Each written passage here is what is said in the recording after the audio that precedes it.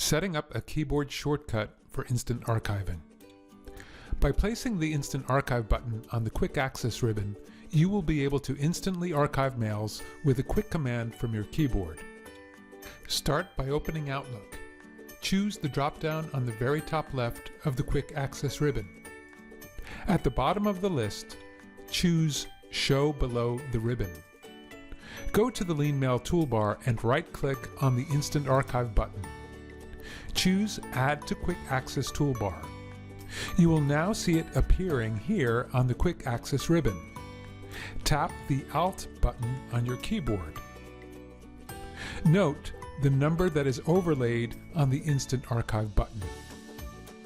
It is most often 3, but it can change depending on other customizations. Now, when you want to archive an email, tap Alt, then 3, and the categories list will become available to you. Watch the LeanMail Instant Archive demo for a full demonstration of the filing and finding process. If you would like to use more keyboard shortcuts in connection with archiving, watch the Complete Prioritization Shortcuts video.